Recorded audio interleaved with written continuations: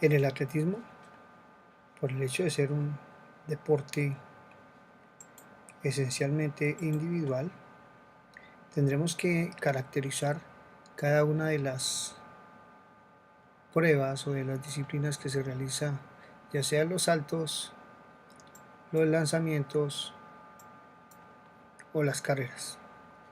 La caracterización en el atletismo entonces nos va a permitir de manera muy puntual marcar cuáles serán aquellas características que hacen que un atleta pueda realizar sus saltos de manera adecuada, sus lanzamientos y sus carreras, cualquiera que sea el ámbito donde se desarrolla.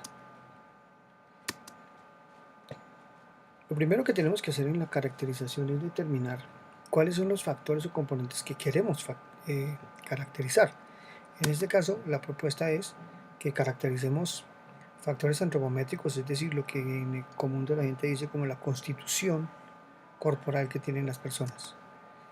En segundo lugar, un factor psicológico que tendrá que ver con esos elementos de carácter, resedumbre, etcétera, que presentan los deportistas. En tercer lugar, un factor fisiológico o funcional.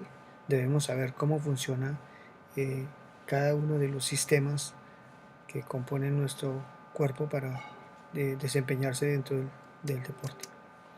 En cuarto lugar, tendremos un factor ortopédico que en algunos casos será importante para el uso de los diferentes artefactos que tienen que ver con el deporte. También tenemos en cuenta el factor físico, atlético o condicional. ¿Cuáles son las condiciones o capacidades condicionales fundamentales que son importantes en la caracterización que estamos haciendo? Y pues podremos hablar de otros factores que ustedes tendrán en cuenta, ustedes podrán analizar y tomarán las decisiones correspondientes. En este caso, quisiéramos trabajar sobre el factor físico, atlético o condicional para el ejemplo que hemos venido desarrollando. Viéndolo así, tenemos que hay unas capacidades que son relevantes en el momento de la competencia y del entrenamiento. Esas capacidades condicionales nos van a permitir entender de qué manera se presenta la prueba y cómo la asimila el individuo que la está realizando. Vamos a hacer una comparación entre la impulsión de la bala y la carrera de maratón. Vamos a hacer ese análisis a partir de dos elementos fundamentales, pero al que más le vamos a atinar en este momento es a la capacidad, fuerza. Si la fuerza, la resistencia,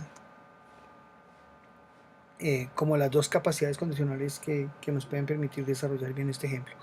Entonces, si se dan ustedes cuenta, en este caso, la maratón no significa que no tenga un elemento de la fuerza dentro de sus componentes.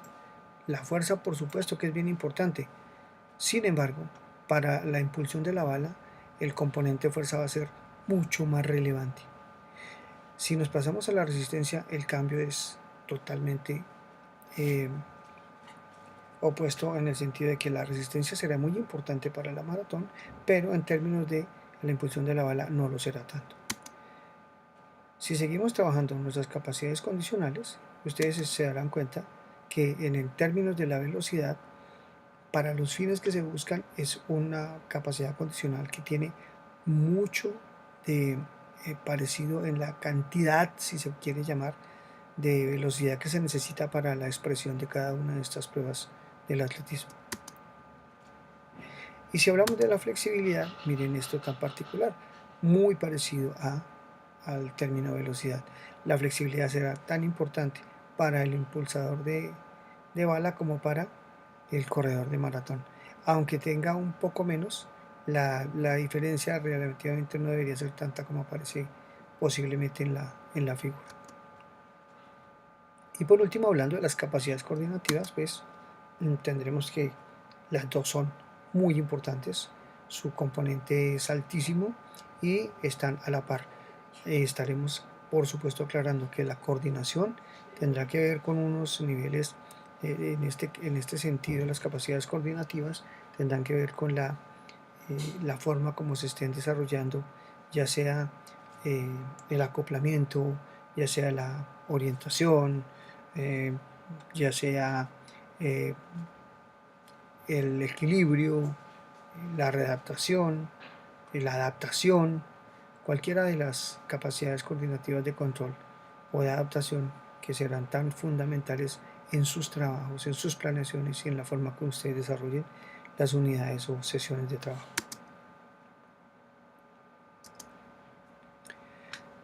Para seguir con el ejemplo, entonces hacemos un poco de análisis a la fuerza máxima como componente fundamental en pruebas atléticas. La fuerza máxima tendrá una relevancia dependiendo de cada una de las pruebas que aparece en la lista. Si ustedes ven las gráficas, entonces nos estaremos dando cuenta que en términos de la expresión de la fuerza, el martillo tiene muchísima más cantidad que la impulsión de la bala o el disco, que están muy cercanos, o en este caso la jabalina, hablando de la fuerza máxima. Para las siguientes pruebas tendremos estas distribuciones y como estamos haciendo una caracterización, lo que vamos a hacer es que para la velocidad, la fuerza máxima es importante, no tan importante como otros elementos, entendiéndolo en el buen sentido de lo que estamos hablando, y vamos a hablar en el ejemplo de la velocidad. Es lo que vamos a caracterizar de acuerdo con la línea que vamos llevando, que tengamos solo una disciplina, y de las disciplinas estamos hablando de las carreras, y de las carreras estamos hablando de la velocidad, y de la velocidad estaremos hablando de los 100 metros planos. ¿Qué se necesita para ser velocista? Básicamente, particularidades antropométricas muy particulares, muy especiales, que en profundidad se estarán viendo en algunos momentos del desarrollo de toda la carrera, y cada interesado como lo tenga bien. De esas particularidades básicamente tenemos la talla, el peso, las proporciones fundamentales del cuerpo en términos de tren superior, tren inferior. Las capacidades condicionales relevantes. ¿Cuáles son las capacidades relevantes que un velocista necesita? Para ello tendremos en cuenta que hablaremos de términos como rapidez, velocidad y fuerza. Esos componentes que son tan importantes deben caracterizarse de manera muy especial en la prueba que estamos hablando. Y por supuesto que otro factor importante para la caracterización son las particularidades biodinámicas de la carrera, es decir, el entrenador está en la obligación de conocer cómo se desarrolla la carrera en términos de la coordinación específica de los movimientos dentro de las fases de la carrera y dentro de los fundamentos de la misma, fundamentos de la técnica, por supuesto. Quisiera mostrar esta tabla para que pudiéramos tener como un referente desde el punto de vista de lo antropométrico, cómo los entrenadores de atletismo deben ser muy cuidadosos al estar trabajando con niños y niñas, ya que no podemos digamos, deshacernos de los deportistas simplemente porque no estén dentro de determinados rangos, ya que el entrenador debe estar muy pendiente del desarrollo y crecimiento de los mismos. Entonces, si ustedes observan, por ejemplo, acá entre los 9 y 10 años y los 11 y 12 años, hay unas estaturas, unas tallas determinadas como alta, media y baja. Es decir, que cualquiera de estos chicos que empiece a trabajar y que tenga estos índices promedios son posiblemente los talentos que pueden llegar a correr bien las carreras de velocidad. Y en este caso, la clasificación que nos hacen los autores, tenemos desde el novato, pasando por el de categoría tercera hasta llegar a los de categoría mundial, como estos tiempos que aparecen acá en cada una de los estadios o de los procesos que estamos desarrollando con los deportistas, corresponden también a una talla y un peso. Como lo vemos acá, cuando se hizo ese estudio, los corredores tenían unas tallas promedios de 1,80. En este momento podemos tener deportistas corredores de los 100 metros que tienen promedio de 1,85, 1,90. Pero para nuestro caso es una explicación que nos sirve muchísimo. Ahora vamos a hablar de la caracterización de la carrera específicamente de los 100 metros desde el factor biodinámico, que lo habíamos visto anteriormente.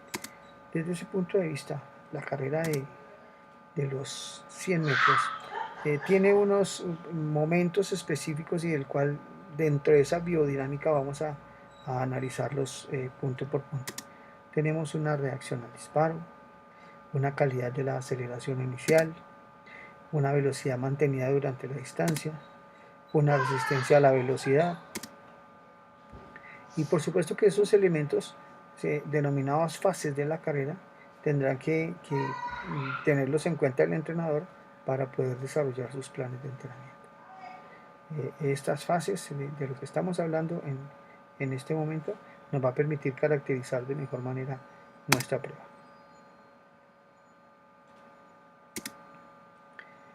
Ahora vamos a tomar de la salida la fase de reacción. Fíjense cómo vamos haciendo un estudio o digamos un análisis de cada uno de los elementos. Estamos hablando de la fase salida, vamos a hablar de la fase de reacción. Entonces, en la salida baja, que es de la que vamos a estar hablando, debemos tener en cuenta que hay un periodo mientras el deportista escucha el sonido del disparo de la tabla, hay un periodo de latencia y hay un periodo motor. Es decir, hay un periodo en el cual el estímulo se demora en llegar de sus oídos hasta la posibilidad de mover su cuerpo, o lo que se llama periodo motor. Entonces, eso no, digamos que podemos hablar de unos promedios en los seres humanos, pero entre menos se demore, más efectiva va a ser la salida de nuestro deportista. De ahí que los estudios nos han mostrado que si tenemos nuestro instante cero del disparo, el tiempo de reacción ideal sería 0.14 centésimas de segundo para un corredor de velocidad. Y luego vienen estas fases dentro de la reacción que deben desarrollarse en el orden adecuado, para que se pueda realizar la salida de la manera técnica más adecuada. Esto es el trabajo que tenemos que realizar nosotros cuando estamos trabajando con los chicos en los primeros trabajos motrices, que no tengan defectos en este tipo en estas fases de la reacción. Es decir, que el chico lo primero que haga es separar las manos del suelo, luego mover su pierna trasera, luego la delantera, etc. La suma de todos estos tiempos nos está dando una posibilidad que, miren cuánto representan un deportista, el 10% aproximadamente del rendimiento de su carrera. Fíjense lo importante que es. Y luego vamos a hablar de la siguiente fase, que es la aceleración inicial. En esta fase de aceleración va a ser muy importante hablarles sobre todo el desarrollo de la técnica en términos del braceo, en términos del apoyo de pie, en términos de la elevación de la rodilla, en términos de la inclinación del tronco y la postura de la cabeza.